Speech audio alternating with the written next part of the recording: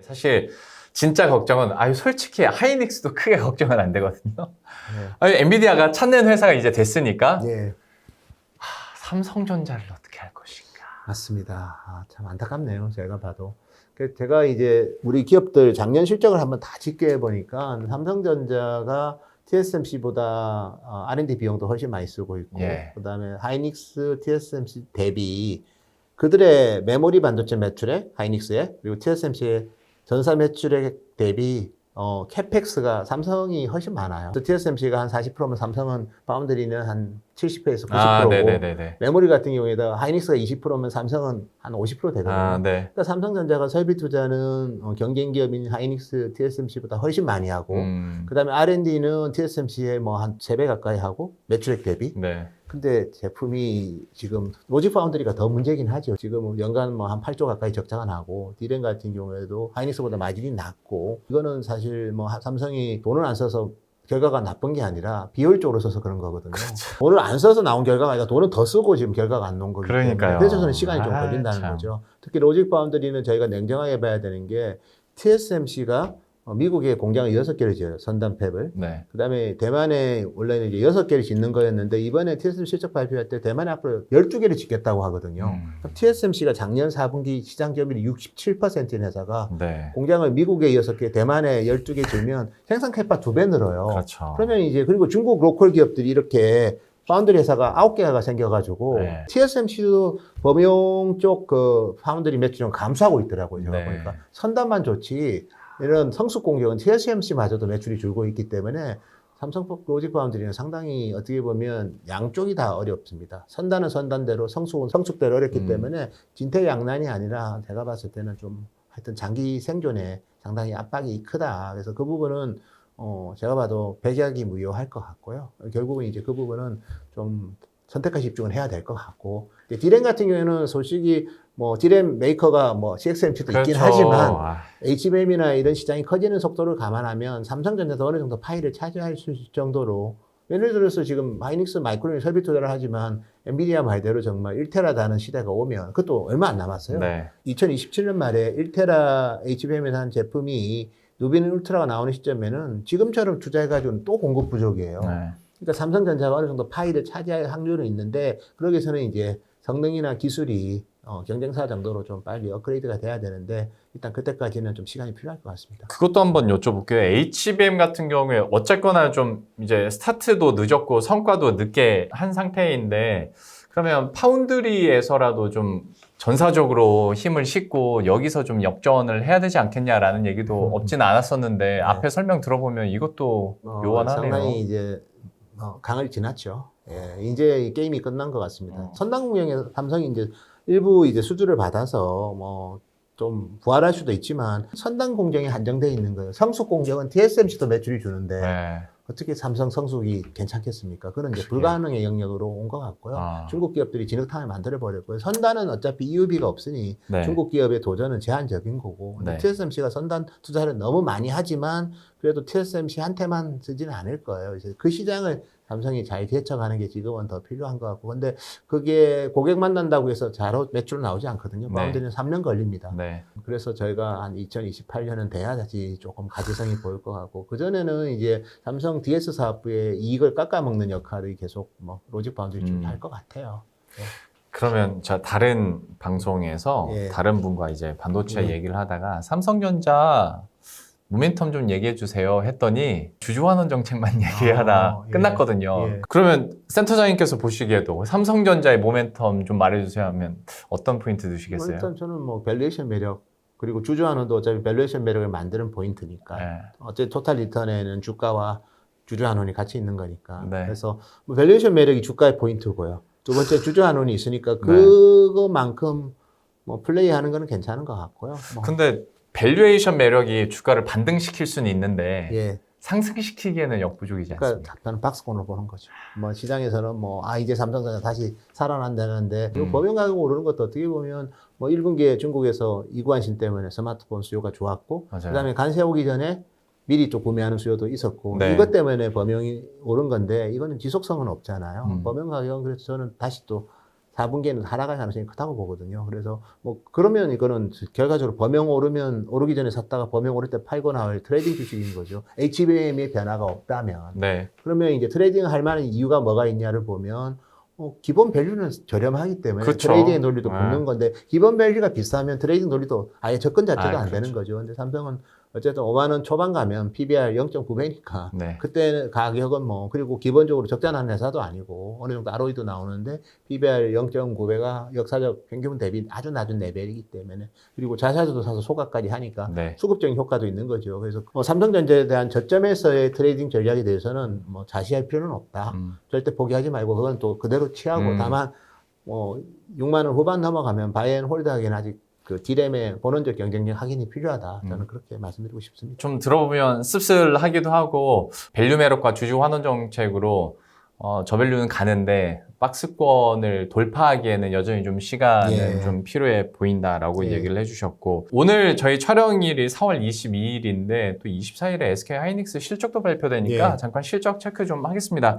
삼성과 SK 하이닉스에 대한 실적 전망하고 앞으로의 전망이나 또 그 포인트에 대한 예. 이야기들도 분명히 시장에서 많이 공론화가 될 텐데 좀 어디에 포인트 두고 계십니까? 하이닉스도 그렇고 삼성도 그렇고 HBM이 디램에서 차지하는 비중 그리고 뭐 이게 매출액에서 차지하는 비중도 중요하지만 향후 전략도 봐야 되기 때문에 네. 디램 웨이퍼에서 HBM 웨이퍼가 얼마가 되느냐 그게 되게 중요하거든요. 음. 디램 웨이퍼에서 HBM 웨이퍼 비중이 높으면 결과적으로는 이제 범용 디램 가격이 안정을 찾을 수 있고 네. 최근에 이제 우리 싱가포르의 마이크론이 HBM 후공정 캐파 신축이 완료됐거든요. 네. 그 말은 이제 낸드 플래시를 만드는 싱가포르 팹을 HBM9으로 전용한다는 의미로 네. 저는 해석을 하고 있고요. 실제로 하이닉스 같은 경우에도 이제 M14의 한계층을 기존에 낸드 플래시 만들었는데 HBM으로 지금 바꿨거든요. 그러니까 캐파가 없으니까 기존 팹을 이용하는 겁니다. 네네. 사실은. 그래서 뭐 그런 거에 전체 디램에서 HBM 웨이퍼의 비중을 힌트를 얻으면 하반기 범용 디램 가격의 이제 공급에 대해서도 알 수 있고 그건 이제 삼성전자에 대한 투자 포인트가 되겠죠. 그러겠죠. 네, 네. 하이닉스 같은 경우에는 이제 HBM의 투자 그렇죠. 포인트가 되는 네. 거고 그래서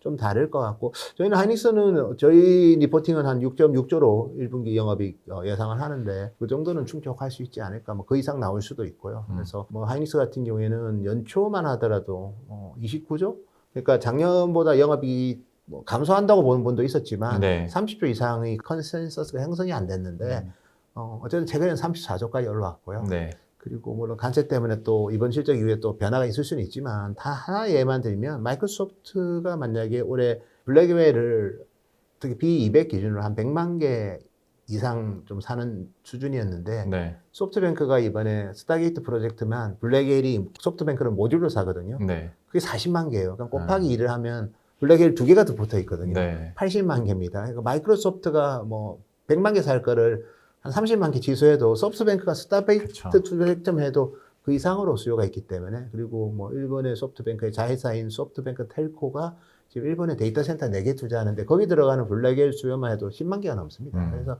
사실은 일부 아마존, 마이크로소프트의 속도 조절을 해도 나머지가 더 사버립니다. 네. 그래서 저는 사실 펀더멘탈에 대해서는 뭐 걱정 안 하고 있습니다. 네. 실적에 대한 포인트들은 이렇게 살펴봤고 잠깐 어떤 투자 관점에서도 그렇고 산업 주도 측면에서도 그러면 이제 해외 반도체 업체 중에서는 좀 긍정적으로 보고 계신 쪽이 어딘가 일단 엔비디아는 거의 뭐 고정적으로 설명은 해주셔야 될 것 같고 이외에도 어디에 조금 어떤 기업에 포인트 두고 계십니까? 엔비디아는 어쨌든 지금 뭐 좀 주가는 많이 하락했지만 네.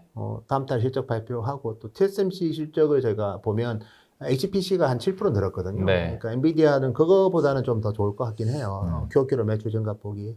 물론 이제 H20 때문에 일부 우려하는 지각도 있지만 55억 불이면 엔비디아 올해 데이터 센터 GPU 매출액이 한 1,800억 불 저희 예상하거든요. 네. 한 3, 4%밖에 안 됩니다. 네. 그래서 사실은 이제 심리적인 게 크고 지금은 상당히 감해도 됐다고 보기 때문에 또 엔비디아 데이터 센터 GPU뿐만 아니라 엔비디아의 이제 파트너사를 잘 봐야 됩니다. 대표적으로 이제 GPU 에즈 서비스를 하는 최근에 이제 나스닥에 상장된 코이브 그리고 유사한 기업인 남다랩스 이런 기업들은 이제 엔비디아의 블랙웨일을 엄청 열심히 구매를 해요. 네. 그걸 가지고 이제 GPU 에즈 서비스를 하거든요. 그래서 그런 쪽에서 레퍼런스 사이트들이 전력 사용의 효율성이 제고되는 게 확인되면 네. 엔비디아의 핵심 제품인 특히 NVL 72 같은 제품들이 수요가 늘 수 있습니다. 그러면 한꺼번에 실적이 퀀텀 점프할 가능성이 있고요. 그래서 그리고 소프트뱅크처럼 엔비디아의 CPU가 잘 펴야 됩니다. 네. 엔비디아의 ARM 기반의 커스텀 CPU인 그레이스가 잘 팔리면 소프트뱅크 자회사 아머홀딩스 실적이 좋아지거든요. 그래서 그런 식의 협업 파트너들이 엔비디아는 확실히 있기 때문에 그들이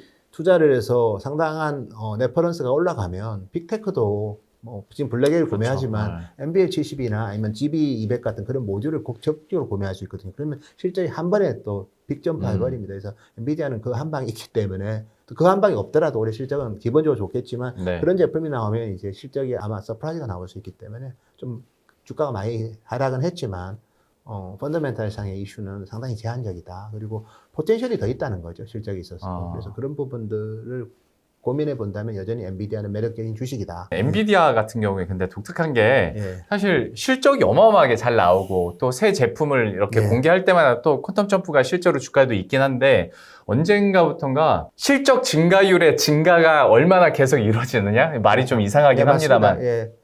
증가폭이 살짝 줄었어 하면 실적이 그렇게 잘 나왔는데도 주가가 좀 떨어졌었잖아요. 예. 뭐 그래서 지금 밸류에이션이 지금 이제 올해 기준으로 보면 한 23배? 네. 그때까지 PE 기준으로 이제 많이 떨어졌고요. 예. 두 번째는 이제 5월 19일 날 또 젠슨항이 또 네. 대만에서 또 컴퓨텍스에서 또 기조 연설을 합니다. 그래서 젠슨항 CEO가 되게 훌륭한 분이긴 하지만 너무 이제 미래에 있는 일을 너무 자꾸 얘기를 하다 보니까 네. 기대감이 이제 같은 내용 계속 얘기하다 보면 좀 식상하잖아요. 그래서 그렇죠. 근데 사실 젠슨항이 얘기하는 피지컬 AI나 이런 부분은 상당히 이제 엔비디아의 실적을 조기에 또 한번 업그레이드 시킬 수 있는 요인이라고 보는데 아직은 데이터 센터 GPU가 워낙 크다 보니까 그게 묻혀 있는 거거든요. 네. 그래서 그거는 이제 중장기적인 모멘텀으로 봐야 될 것 같고 컨센서스보다 저는 엔비디아도 잘 나올 것 같거든요. 네. 그래서 꼭 이번 분기뿐만 아니라 아마 연간을 놓고 보면 아마 2분기, 3분기에는 컨센보다 잘 나올 거로 저는 봅니다. 그래서 결국 이제 컨센보다 계속 잘 나오면 저점에서는 주가는 반등하거든요. 지금은 이제 여러 가지 때문에 관세 때문에 많이 그래요. 좀 눌러 있다 보니까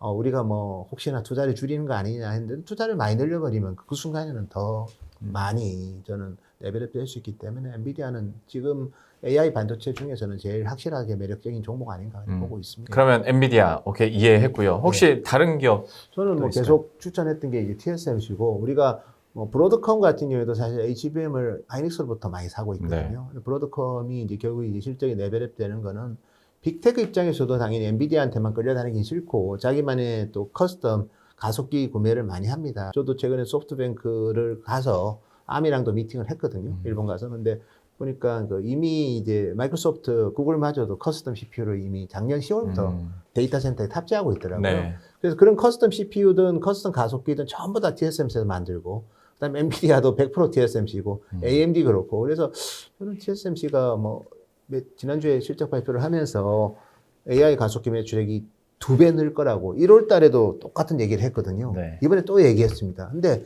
이거는 파운드리라는 건 생산 기간이 있습니다. AI 가속기라는 거는 생산 기간이 보통 6개월 걸리거든요.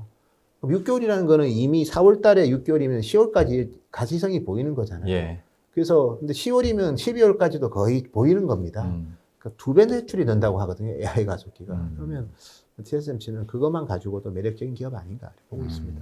엔비디아랑 TSMC는 그러니까 너무 명확하게 예. 그런 실적에 대한 전망들이 나오다 보니까 여기에 대한 기대감으로 또 해외 반도체 기업 중에서는 이 두 개 기업을 꼽아줬고 아유 제가 병인지 모르겠는데 자꾸 그러니까 삼성전자 때문에 많이 걸려가지고 좀 찝찝한데 예. 어쨌거나 SK 하이닉스와 또 엔비디아, TSMC 중심으로 해서 반도체 기업에 대한 앞으로의 전망들 한번 계속 살펴보도록 하겠고 관세 이슈는 또 지나가겠죠. 예, 네, 관세 이슈는 지나가겠죠. 예. 어차피 미국도 살아야 되니까요. 네, 네. 왜냐면 미국 소비자들이 피해보는 거는 뭐 여러 가지로 특히 내년 중간 선거도 있는데 네. 미국 소비자들이 인플레이션에 허덕이는 거를 계속 용인하는 맞아요. 거는 표 다 잃는 거죠. AI는 이제 전략 자산은 이제 트럼프 뜻대로 TSMC가 세게 짓잖아요. 네. 그러니까 어떻게 보면 미국은 얻을 걸 얻었기 때문에 뭐 미국 시장도 그렇게 지나면 이제 상당히 안정을 찾을 거고 안정 찾을 때 제일 많이 오르는 거는 실적 좋은 낙폭 가져줘요. 아, 그렇죠. 그 중심에 엔비디아도 있고 TSMC도 있고 하이닉스도 있다 이렇게 말씀드리고 싶습니다. 알겠습니다. 반도체 산업이나 반도체 주에 대해서 걱정이 많으셨을 겁니다. 물론 저도 그렇고요. 그런데 지금 상황에 대해서 좀 더 명확하게 설명을 해주셨고 실적 전망에 대한 긍정적인 그림들도 또 얘기를 해주셨으니 여러분들도 좀 투자를 하시면서 여기 참고하셨으면 좋겠고요. 센터장님과는 여기서 이제 인사드리고 마무리 짓도록 하겠습니다. 현대차증권의 노근창 센터장과 함께했습니다. 오늘 말씀 고맙습니다. 감사합니다.